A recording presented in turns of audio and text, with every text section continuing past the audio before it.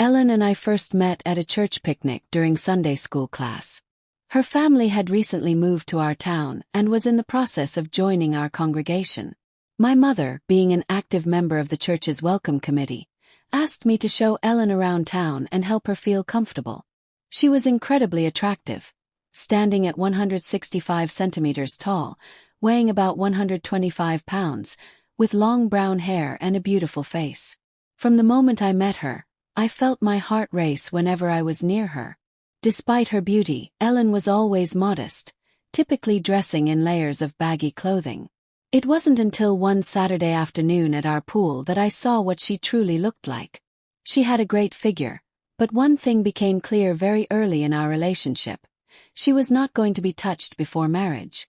"I'll be pure as snow on my wedding night," she told me one evening. "I will give myself to my husband that night and not before." Many people tried to persuade her otherwise, but she remained steadfast in her beliefs. She would go on dates but always maintained her boundaries, perhaps allowing a little hand-holding or, if she was feeling particularly affectionate, a good-night kiss. Our friendship deepened and soon we were dating. After 6 months, I finally mustered the courage to ask her to be my steady girlfriend. The only noticeable change was that she kissed me full on the mouth, though never with tongue. We both enrolled in college, Ellen at an all-girls Catholic school, while I attended a public institution. Our relationship had its ups and downs. There were arguments, breakups, and even a few incidents where I got punched in the face, but we always found our way back to each other. By my senior year we were engaged, with a wedding planned for mid-July, right after we were both supposed to graduate. The ceremony was small, attended only by immediate family and a few close friends. Ellen's parents were grateful that I had turned out to be a man who respected their daughter's values, and they happily welcomed me into the family. However, my mind was fixated on one thing that night: finally consummating our marriage. The reception ended around 11 p.m., and we made our way to the hotel. I was nervous, and Ellen was visibly anxious. "Tim, you know I've never been with a man before. I hope you won't rush things tonight," she almost pleaded. "Honey, don't worry. I'm not an animal, and I know you'll enjoy making love to me tonight," I reassured her. She smiled, snuggled up to me, and whispered how happy she was.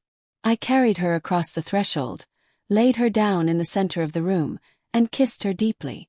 My heart was racing, and I couldn't wait to finally see her fully. As I began to unfasten her wedding dress, she stopped me. "Honey, get ready, and we'll meet in bed in a couple of minutes, okay?" It took me less than 30 seconds to shed my tuxedo and slip under the covers. When Ellen emerged from the bathroom, she was wearing something that resembled a long t-shirt, her hair loose around her shoulders. She looked stunning as she lowered herself onto the bed. We kissed for what felt like only minutes before she hesitantly reached down and touched me. I gently removed her shirt and marveled at her beauty. "My bride, you are beautiful," I told her. She blushed as I laid her down and kissed her lightly. "We have all night and all of our lives ahead of us," I whispered. I reminded myself to be patient, but when we finally attempted to be intimate, Ellen cried out in pain. "Tim, that really hurts," she whimpered. I noticed specks of blood and tried to comfort her. "The first time is always the hardest," I told her. "But you'll get used to it." She didn't believe me. This moment marked the beginning of our downfall.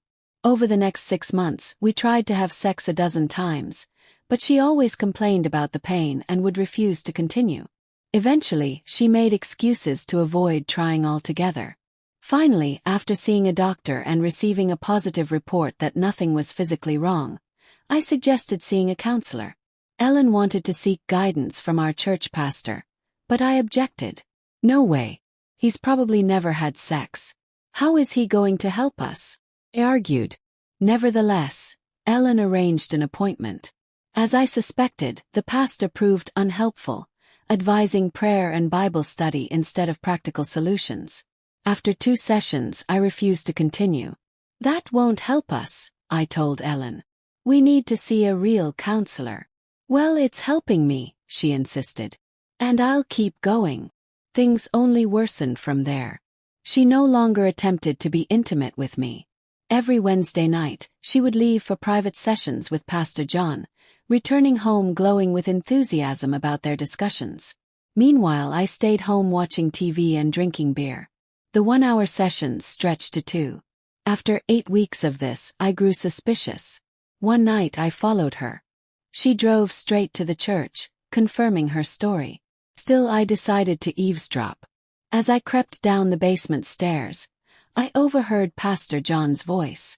"My child, you have progressed greatly in the eyes of the Lord. I believe we will soon resolve all your marital troubles." I nearly turned to leave, but what I saw next froze me in place. Ellen knelt before the pastor as he exposed himself to her. I should have burst in and confronted them, but I was too shocked to move. Instead, I pulled out my phone and started taking pictures. They proceeded without hesitation, undressing, engaging in various acts right there in the church basement. My shock turned to rage. This was how she was working on our marriage. And the pastor, a supposed man of God, was nothing more than a predator. I needed proof. I snapped a few more pictures and hurried home before Ellen returned. The first thing I did was turn off the water to ensure she couldn't wash away the evidence. Then, I uploaded the images to my computer and ordered 200 copies from the local photo lab. On Saturday morning, before the church was filled with congregants, I went in and discreetly placed the incriminating photos inside hymn books. I strategically positioned them on page 18, where the first hymn of the service would be sung. That way, when one person in each pew opened the book, everyone around them would see the pictures.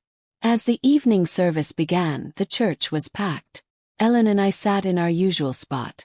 When the pastor called for everyone to open their hymnals, there was a moment of silence, followed by gasps and murmurs spreading through the crowd.